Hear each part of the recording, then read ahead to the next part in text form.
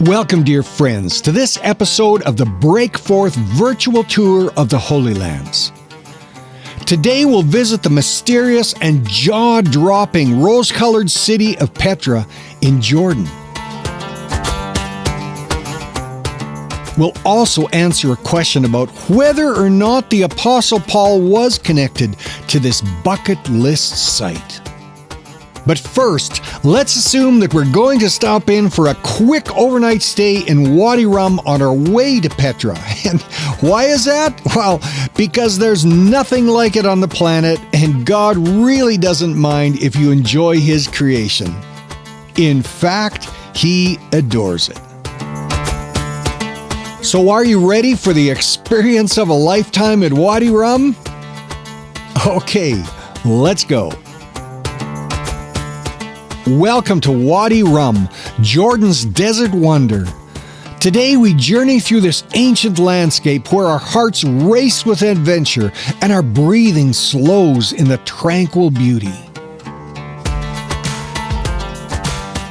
Our adventure kicks off with an exciting four-wheel drive tour, darting through sandstone mountains and vast dunes.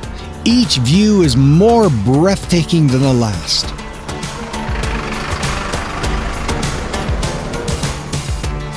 And there's also time for laughter as you try out a camel ride, just like the Nabateans from ancient Petra did so long ago as they brought their caravans across the desert to trade their precious cargo.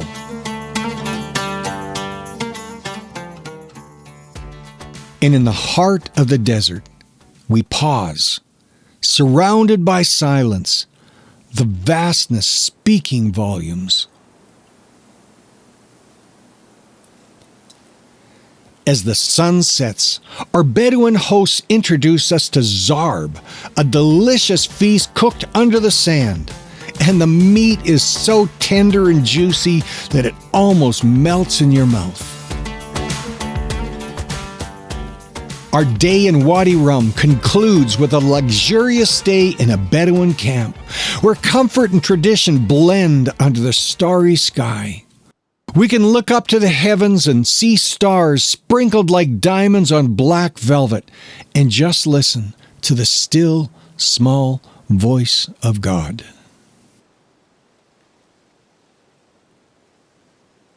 Okay, now it's morning time. After a delicious breakfast buffet at our luxury camp, we leave Wadi Rum refreshed and prepared for an astounding day at the jaw-dropping sights of Petra.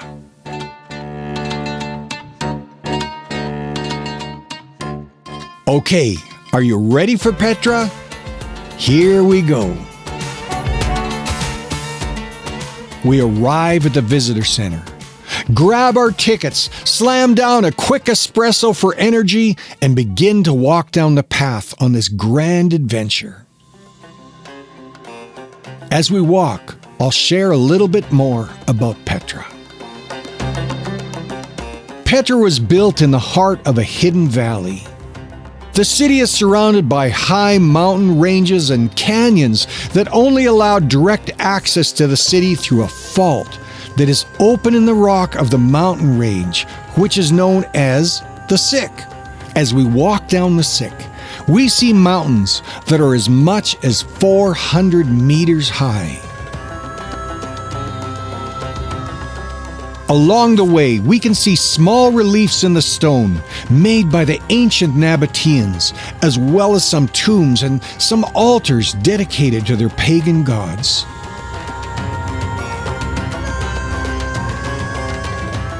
Known as the Rose City for its striking red stone hues, this hidden gem was carved into existence by the Nabateans around 300 BC. This nomadic Arab tribe transformed this secluded canyon into a thriving trade hub, strategically positioned at the junction of vital trade routes. Petra flourished as a cultural and economic crossroads, where merchants from distant lands traded goods as diverse as cloth, spices, ivory, gold, and incense.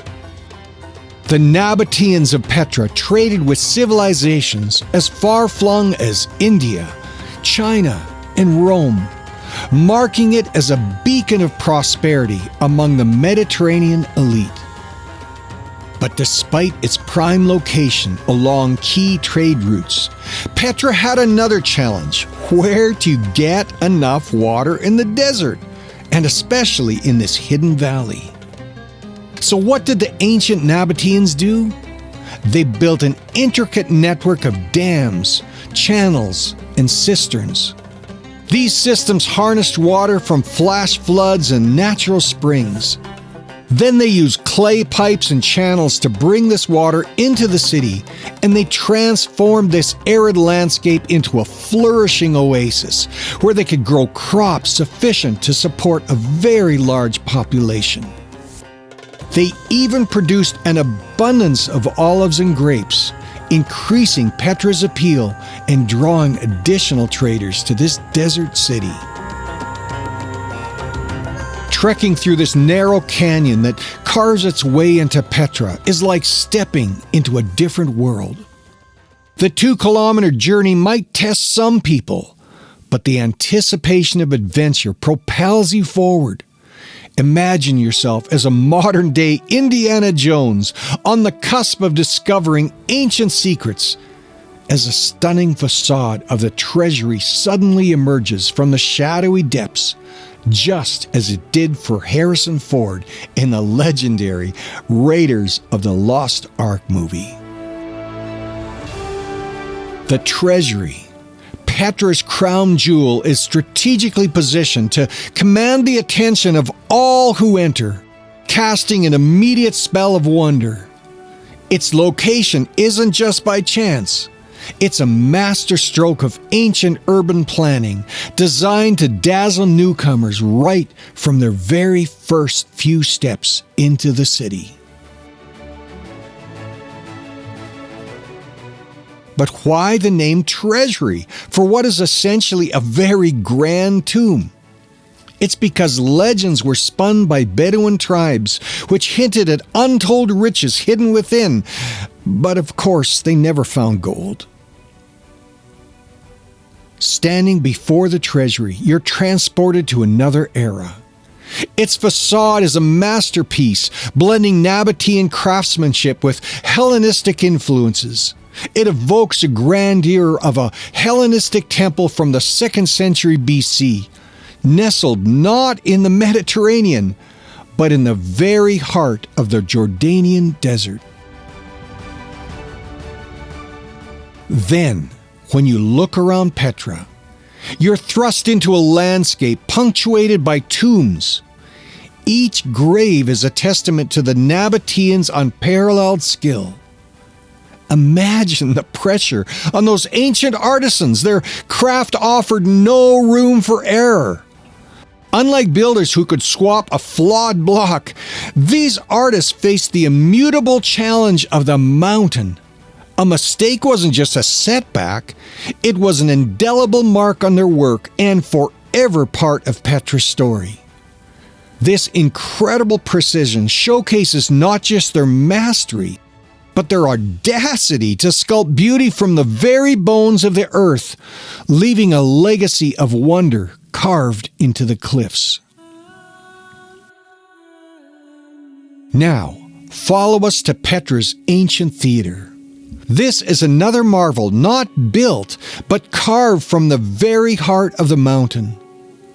Unlike the block-constructed arenas of Caesarea or Ephesus, Petra's artisans shaped their amphitheater directly from the rock, which is another testament to their audacity and their skill.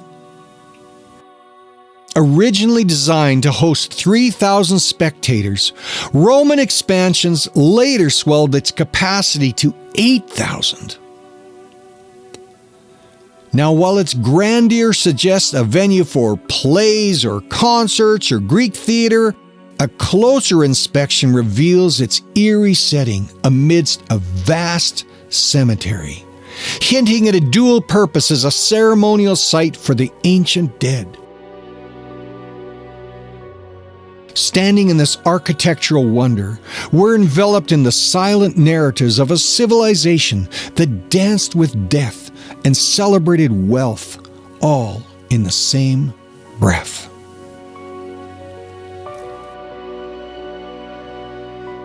Another important tomb is nicknamed the monastery, and it's quite a hike away.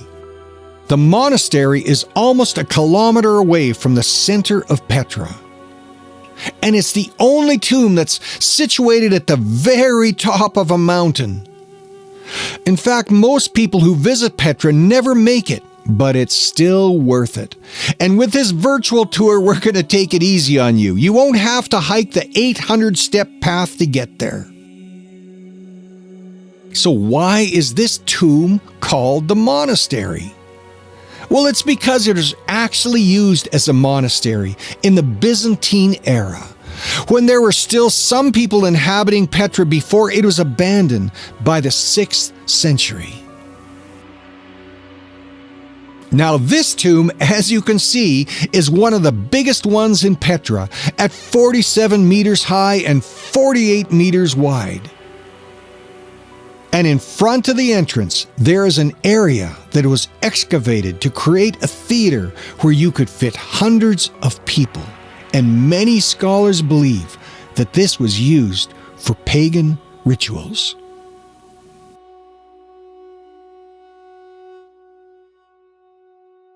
So I said why this tomb is known as the monastery. But isn't that just like God? To repurpose something used for pagan purposes that celebrates death and to turn it into a place that celebrates life. And that leads us to the Apostle Paul. On his missionary journeys, he saw many move from death to life. Was Paul here in Petra? Is there any real evidence? Well, let's go check that out. After Saul, the persecutor of Christians, is converted on the road to Damascus and God changes his name to Paul, God leads him into Arabia for 3 years. Now, the New Testament is rich with details of the Apostle Paul's life, but it leaves a lot to the imagination regarding his journey into Arabia. It's a bit of a mystery. But in his correspondence with the Galatians, Paul briefly touches upon his time in Arabia. But when God, who set me apart from my mother's womb and called me by his grace, was pleased to reveal his Son in me so that I might preach him among the Gentiles, my immediate response was not to consult any human being. I did not go up to Jerusalem to see those who were apostles before I was, but I went into Arabia. Later, I returned to Damascus. Many scholars argue that the Arabia referenced in Galatians 1:17 likely refers to the Nabatean kingdom.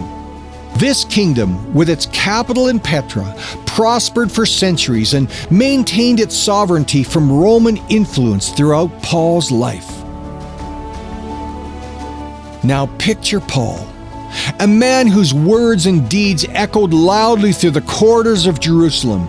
His sudden switch to follow a new path in a city where Roman and Jewish eyes watched every move could have sparked quite the storm. So, ducking out of the spotlight, seeking a breather from the buzz of the city and the sharp tongues of persecution makes a lot of sense. And where better to find solace, to wrestle and dance with the newfound truths that had knocked him off his feet, than in Petra. Far from the clutches of Rome and the scrutinizing gaze of Jerusalem, Petra could have been the perfect hideaway for Paul to connect deeply with the gospel that had so dramatically transformed his life. But there's even more to suggest that Paul may have lived in Petra.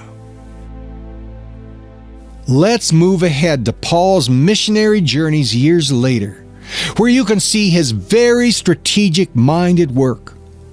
Paul placed himself in tactical and influential locations where there was a trade route, such as Ephesus and Corinth, to influence not only those who lived there, but also those who passed through, so that the gospel would be shared by them far and wide. And what and where was Petra? Well, it was a bustling capital city of immense influence. It was along one of the greatest trade routes in the world that brought goods from as far as India to the Mediterranean Sea, where ships carried goods to the European continent. Paul also spoke Greek, which was the common language of the day, and especially for commerce. And it's well documented that to support himself, Paul practiced tent making, which would have been an amazing sales item for the caravans that were passing through Petra.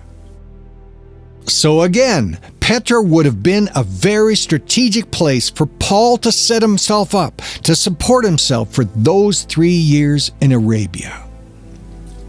Another biblical passage seems to support the idea that Paul was here. Paul recounts this episode. At Damascus, the governor under King Aretas was guarding the city of Damascus in order to seize me. But I was let down in a basket through a window in the wall and escaped his hands. This would be King Aretas IV. So why would the Nabatean king have known about Paul and wanted to arrest him unless he was upsetting things in the Nabatean kingdom, and perhaps right here in Petra? And can you guess the king that many scholars believe was buried in the treasury that we first saw in Petra? Well, it's none other than King Aretas IV himself. We can just see Paul with his strategic mind, his stellar intellect, his drive to preach the gospel, and his use of common touchstones to share a new message. When Paul spoke, he often sought to find a place of common connection, whether it was religion, law, or even quotes from poets or philosophers. So potentially, here Paul is, in Petra, in a place with a focus on death and wealth, to share the gospel with all who came through. Would he point his fingers at all the tombs and say to those living here and those traveling through, "See these tombs? They celebrate death. I want to tell you about life. See this earthly wealth? Well, I want to tell you about eternal treasure." This sounds like the Apostle Paul, who years later on his second missionary journey would deliver his Mars Hill sermon and say to the people of Athens. Paul then stood up in the meeting of the Areopagus and said, "People of Athens, I see that in every way you are religious. For as I walked around and looked carefully at your objects of worship, I even found an altar with this inscription, 'To an unknown God.' So you are ignorant of the very thing you worship. And this is what I am going to proclaim to you. The God who made the world and everything in it is the Lord of heaven and earth, and does not live in temples built by human hands. And he is not served by human hands as if he needed anything. Rather, he himself gives everyone life and breath and everything else.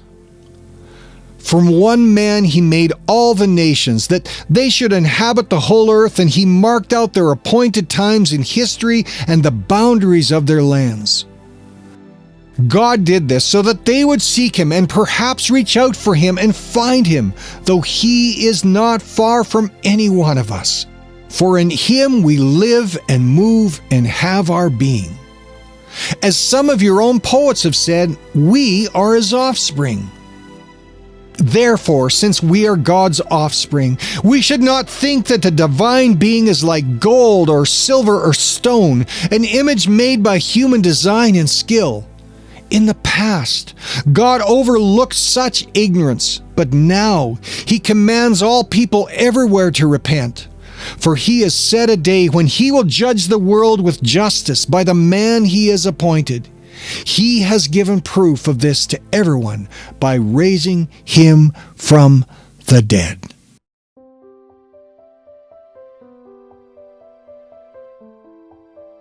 So have we unraveled the mystery of whether the Apostle Paul lived here in Petra? Is there any conclusive proof as we have for Ephesus or Corinth or Philippi or Athens or Rome? Well, no. But when we attempt to unravel a mystery, we look for signs, and from what I can see, I believe the signs are pretty strong. Thank you for joining us for this special episode of the Breakforth Virtual Holy Land Tour from the world wonder called Petra. We pray that you enjoyed this quick glimpse into the amazing Petra, and that you've remembered that while Petra celebrated death, we celebrate life in the one true God. Until our next episode, may God continue to encourage you, to strengthen you, and to remind you of His eternal love for you day by day by day.